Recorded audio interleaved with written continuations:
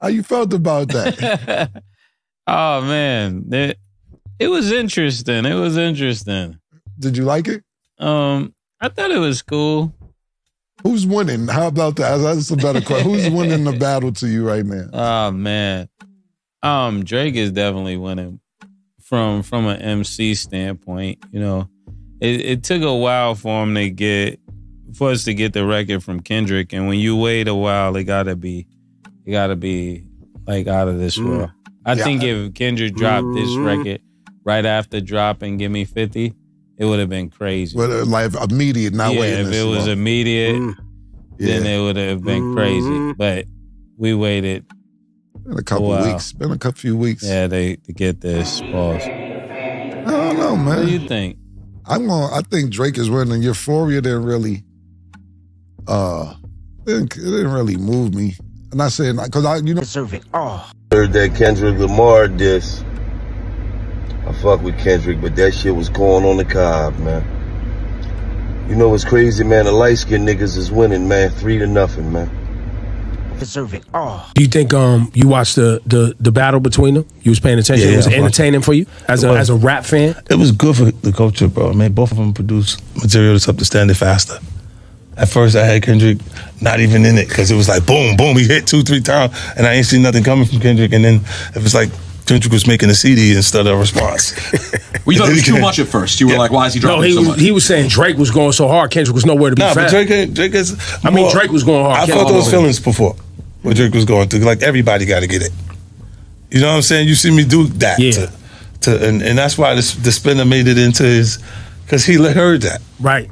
At that point. With the Who Kid stamp on the front of the song and all that shit. That's how I made it to that. And then it's like, what about J. Cole, man?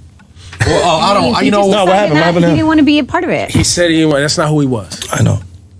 Now. No. You're such a piece of shit. I know exactly where you're going to go. No, stop. Don't even. What you was going to say? I didn't say anything. This is the one thing I've learned about, look, I'm just being blunt because it's me. So one thing I've learned about black culture that I don't like is that black hate on hate. Speak on that more. I heard you say that earlier, and I wanted you to expound on that. You said you don't like to see black people tearing down other black people. Yeah, it's horrible. Like, like it's horrible. Like, why? Like, I want to support look, two of you guys know me pretty well. Anything I can ever help with, I'm always there. I always want to be helpful. I feel lucky and fortunate to do what I do every day. To be as, whatever success I've had, I feel blessed to do that. And I want to give back in every way I can. In business and in charitable things, I'm always trying to be helpful. Like, why does someone want to bring somebody else down? Let's try to build everybody up. Like, I'd be more excited if I'd be more excited to see one of my friends do something that's 99% less meaningful to me, but it would be really meaningful to them because I want them to do great. I want everyone around me to do great. I don't like watching, there's a little bit, and you tell me, you guys correct me if you think I'm wrong. I think there's a little bit of a black culture of like, it's Drake or Kendrick? Drake.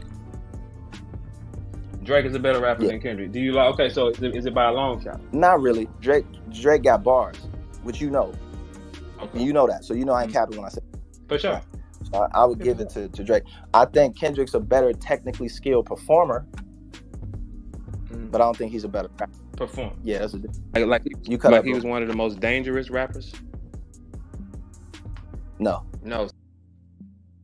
Crazy, everybody questionable. Turned me to an Eskimo. I drew the line in decimal. Snoop posted tailor made. I prayed it was the edibles. I couldn't believe it. It was only right for me to let it go. Won Super Bowl and Nas the only one congratulate me. All these niggas agitated. I'm just glad they showing their faces.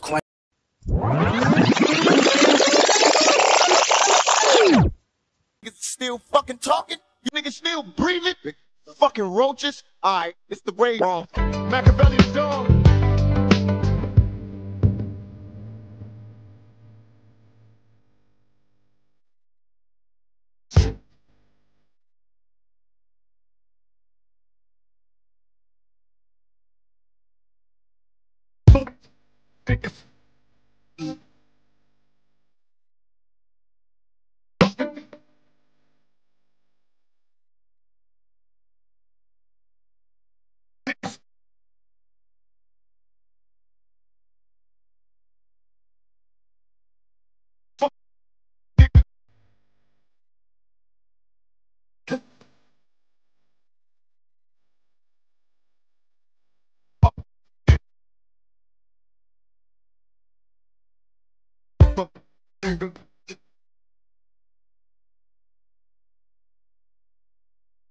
Difficile, hein. C'est vraiment difficile de parler de Kendrick Lamar sans évoquer Tupac. Sans évoquer Tupac parce que, comme vous le savez tous, c'est un des artistes, c'est l'artiste qui l'a le plus marqué, l'a plus influencé. Et tout au long de sa discographie, comment on appelle ça, l'esprit de cet individu-là, revient tout le temps. Et lorsque tu écoutes Géné X, qui est un peu le diminutif de Génération X, qui sous-entend beaucoup de choses, c'est vraiment l'esprit Makaveli qui règne dans cet album-là. Pour ceux qui ne savent pas qui est Makaveli, c'était l'autre surnom que Tupac s'était mis quand il avait fait son album Don Illuminati de 7 Day Theory. Don Illuminati de 7 Day Theory, c'est un album un peu qui est un album, on va dire un peu, c'est idem up, mais c'est idem up sur tout un album. C'est-à-dire un album vindicatif un peu par rapport aux gens, aux gens, à ses détracteurs, à ses toutes les personnes qui ont le truc. C'est un album vraiment avec l'énergie vraiment de la revanche. C'est un album même qui aime largement, mais All Eyes on Me. Et Makaveli, c'était un peu ça. Et Génération X, il n'y a que cet esprit de Makaveli là qui te tourne autour. Parce que comme vous le voyez là, et comme j'ai pu vous faire avec l'introduction, Kendrick Lamar n'est pas franchi de l'industrie. Pour ceux qui en doutaient encore, qui ont dit encore, vous l'avez toujours par rapport à ces derniers mois, comment ça s'est passé quand il y a eu ce bif, comment l'industrie musicale, comment les médias, comment les rappeurs en général ont essayé de faire pas peur de tant bien que mal mettre Drake comme le vainqueur un peu de ce duel-là, et au final ça a marché, il a réussi quand même à faire sortir vainqueur de cette forme-là, parce que oui, on va parler de la forme de Drake, parce que ça plane aussi autour de cet album, qui est vraiment un album d'une excellente facture, dans la mesure où c'est un album qui s'inspire vraiment du son, pas seulement West Coast, c'est un album qui s'inspire beaucoup, comment on appelle ça, de l'esthétique un peu de l'esthétique de la baie. De la série de la Bay Area, et c'est ce que j'ai souvent dit, DJ Mustard, c'est quelqu'un qui fait de la hi-fi music, et je vois l'influence un peu musicalement de la Bay Area, comme je l'avais expliqué avec Spice One, Rapid Forte, Too Short, tout, quand tu écoutes des sons comme Hey Now, quand tu écoutes Squabble, quand tu écoutes encore quoi là, quand tu écoutes TV Off, quand tu écoutes tous ces morceaux là, c'est vraiment l'énergie de la Bay Area d'une certaine époque, et de ce que DJ Mustard et YG a apporté maintenant dans Los Angeles et tout. Mais globalement, cet album là est dans l'esprit de Makaveli, est vraiment dans l'esprit de Makaveli, est dans l'esprit pas forcément de revanche, mais quelqu'un qui c'est l'album où Kendrick Lamar s'assume complètement par rapport à tout ce qu'il a accompli dans sa carrière. Le plus beau titre, l'un des plus beaux titres que j'ai aimé, c'est l'album, ce que vous entendiez en fond à l'introduction, Man at the Garden, qui est fait très écho à ce son de Nas là, One Mic. Je sais, c'est pour ça même que le remerciement à Nas aussi, qu'on pouvait le voir dans le premier son de l'album là, j'ai oublié le titre un peu parce que je suis pas très bon avec les titres. Wabble, je sais pas quoi là. Oui, on faisait déjà référence un peu aussi sur le fait que Nas soit le seul à l'avoir remercié par rapport à le truc du Super Bowl. Et il y a Man at the Garden, c'est l'influence de One Mic. Et quand tu le regardes et tu écoutes Man at the Garden, Kendrick Lamar ne fait que assumer le fait que tout ce qu'il a eu dans sa carrière, il a gagné ça.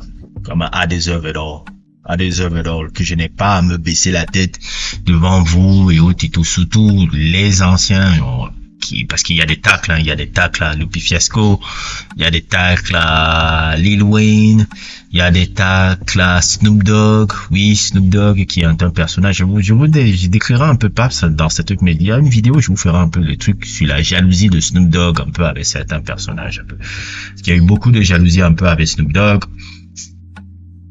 qui avait partagé TaylorMade en story pour après venir dire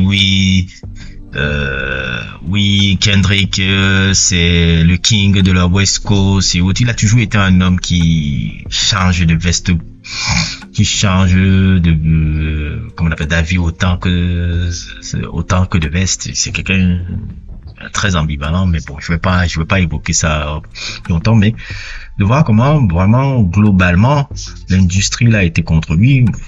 Je vois des quid de 50 Cent encore, vous avez vu l'interview. Et derrière lui, les rappeurs sont contre lui, mais vous n'allez pas l'arrêter là. Il mérite tout il mérite tout ce qu'il a eu. Donc, c'est dans cet état d'esprit que cet album-là. C'est pour ça que c'est très straightforward, même s'il y a toujours c'est double triple entendre, hein. Double triple entendre, parce que déjà, quand il fait Genix, c'est par rapport à la voiture, la marque de la voiture que vous voyez là, qui est la dernière, le dernier prototype qui était sorti en 87, mais aussi, qui fait écho à la génération X. La génération X, qui est une génération un peu, qui a grandi entre c'est la génération entre les années 60 et les années 80. Et aussi, c'est dans cette époque-là que tu voyais généralement les gens conduire ce type de voiture-là, notamment à Los Angeles et tout. Donc ça renvoie un peu à cette période-là. Et aussi le fait que ça soit sorti le 22 novembre, qui est la date de la mort de, comment il s'appelle, de Kennedy, qui est la date de la mort de Kennedy. Et quand on sait ce que la mort de Kennedy a amené un peu, la mort de la Kennedy a amené tous les éléments qui ont marqué beaucoup la génération X, c'est-à-dire la guerre du Vietnam, l'arrivée un peu aussi des personnages un peu comme Reagan à la présidence qui ont, comment on appelle ça, ont développé un peu comment on appelle ça, Reagan, sur la période Reagan, il y a eu une épidémie de crack un peu dans les quartiers noirs, dans les quartiers défavorisés, surtout les quartiers afro-américains, notamment aussi à Los Angeles aussi. Et quand on voit ça aussi, on peut penser aussi que ça fait écho à son son qui était déjà dans Section 80, qui s'appelle Ronald Reagan Era, si vous vous souvenez de ce son-là. Donc il y a beaucoup des choses qui rappellent ça. Mais beaucoup de références à Makaveli aussi, on risque de me répéter. Le premier son, il y a une référence où il fait la All Against Odd sur cette partie-là, si vous voyez là, comme vous l'écoutez ici, qui a été une référence un peu au son All Against Odd, qui est le dernier son de l'album Makaveli. Beaucoup de rapports à ça, Reincarnation, qui n'était pas dans Makaveli que je vous ai mis en fond là, mais qui était le son de Tupac qui s'appelle Main Niggas. Oui, il utilisait déjà aussi son alias, déjà Makaveli, mais qui était plus dans la soundtrack de son film Gang Related, qui dans ce morceau-là, qui est pour moi, avec Man of the Garden, l'un des meilleurs morceaux aussi de l'album. Ce que j'ai aimé là-dedans, c'est la manière dont il a essayé sur 3 versets un peu de parler un peu de 3 artistes de 3 époques un peu différentes, un peu parce que dans la réincarnation, déjà, sous-entendre qu'il a la réincarnation de Tupac en samplant Main Niggas de Tupac. Deuxièmement, le fait qu'il ait utilisé, si je me trompe pas, qu'est-ce qu'il avait encore fait là, le premier verset, il parle de John Lee Hooker. Il relate un peu la version. Le deuxième verset, il parle de Dinah Washington, la chanteuse de jazz, et ses shortcomings un peu avec ses problèmes de drogue. Et le troisième couplet, il parle de lui et de ses shortcomings un peu par rapport à avoir ce complexe de sauveur qu'il a souvent eu et d'une discussion qu'il a avec Dieu en fait. Et ça m'a rappelé aussi, comment on appelle ça? Ça m'a rappelé DMX aussi. Parce que ça, c'est l'influence de DMX, comme je vous l'avais expliqué sur mon sujet sur DMX.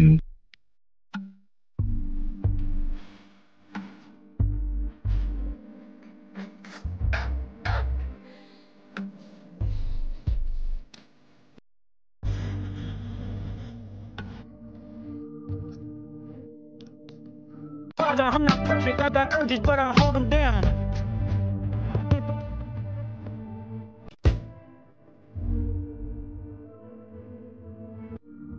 Si vous l'avez pas vu, n'hésitez pas à le regarder, je vais vous mettre le lien en description.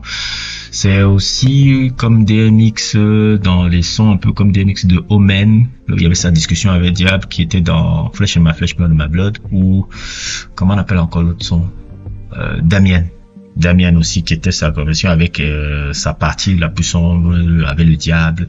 Donc là, il a fait une conversation un peu avec Dieu. Et Réincarnation, pour moi, le meilleur son, c'est le son qui définit vraiment l'album. Bon, Réincarnation et Man of the Garden. J'aime beaucoup la séquence Réincarnation, Ena, Man of the Garden, TV Now. Je pense que c'est le cœur de l'album est là-dedans. Et TV Now, Ena et TV Off. TV Off et tout. Ça parle là. Donc franchement, nous avons affaire vraiment à un album qui est d'une extrême qualité, mais qui est un album très accessible aussi. Et maintenant, je sais pas, peut-être je me trompe hein, dans mon analyse que je suis en train de faire du gars, mais je ne sais pas aussi si il fait un clin d'œil à Lil Wayne quelque part. C'est peut-être moi qui fais des supputations, mais quand je vois un peu l'affiche avec la position là où il est sur la voiture, et c'est en noir et blanc, ça me fait penser un peu à la cover de Dakar de tout. Et je sais que Lil Wayne et Kendrick Lamar qui est un fan de Lil Wayne, même si maintenant, bon, Lil Wayne est en train de chialer là, qu'il a fait le Super Bowl là, Dakar de tout est l'album préféré de Kendrick Lamar, que l'album préféré que Kendrick Lamar aime de Lil Wayne. C'est son album préféré qu'il est de Lil Wayne, qu'il aime suivre. Qui est moi aussi mon préféré. Je pense aussi que c'est le meilleur album de Lil Wayne et tout. Je sais pas si ça fait un peu un petit clin d'œil aussi à ça. C'est peut-être moi qui fais des supputations. Puis il y a aussi cette fabuleuse chanson Luther qui sample la chanson de Sheryl. If this world were mine. Hey.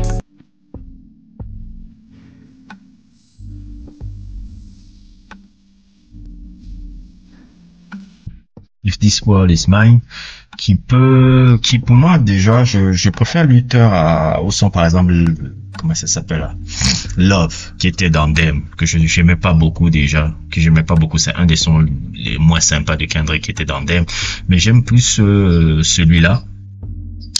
J'aime beaucoup plus Luther et tout. Luther aussi qui peut renvoyer toujours à pas une conversation, mais une volonté un peu de voir un monde sans bagarre, sans haine, sans conflit, où il pourrait vivre avec sa compagne, l'amour qu'il a pour elle. Et j'aime beaucoup le son parce que je me demande pas s'il y a aussi des références là-dedans, parce que le sample qu'il utilise, c'est Sheryl et Luther Vandross qui s'appelle Luther et If This World Is Mine, d'où le titre Luther. Et aussi, pour moi, je dois vous avouer, qui suis très cinéphile, je sais que le son là, de Sheryl là, je l'avais découvert dans un film qui s'appelait The Woods, qui est un film de Rick Famuyiwa. The Woods, c'est un film qui était sorti en 99. Et ce film-là, si je me souvenais bien, c'est un film où l'histoire se déroule à South Central de Los Angeles dans les années 80. Toujours cette fameuse période là, où on parle toujours c'est un coming age story qui peut être aussi perçu comme une love story, puisqu'on essaye de voir un peu le personnage de Ty Diggs qui est joué un peu le personnage de Ty Diggs et sa version jeune qui est jouée par l'acteur qui jouait dans Fresh là. Et je me rappelle qu'il y avait cette scène là qui m'avait marqué beaucoup à l'époque, c'est la scène du bal. Et dans la scène du bal, il y a ce morceau justement de Sheryl comme vous le voyez là. I love this part.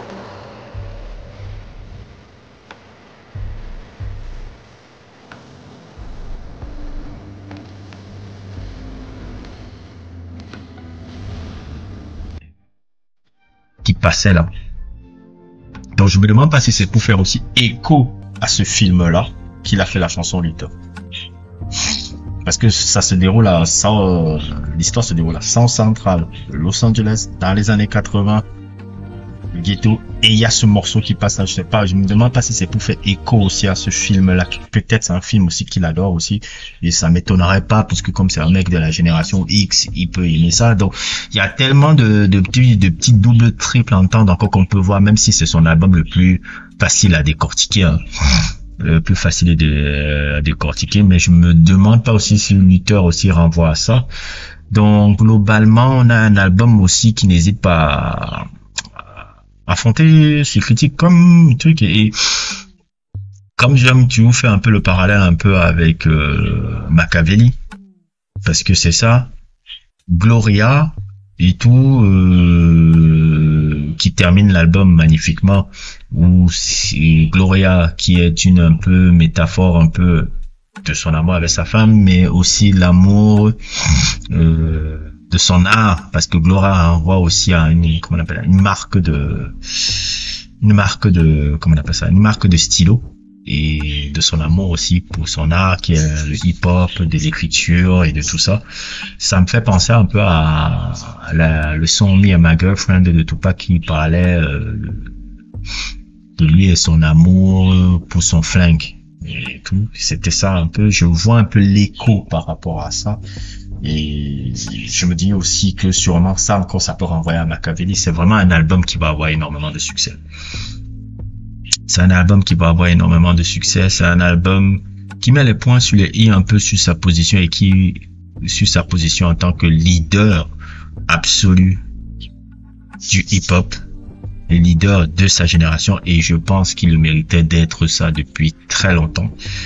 Il a consolidé ça, et cet album consolidé ça, et quand on regarde même que l'intro, le teaser, on se rend compte que c'est peut-être même pas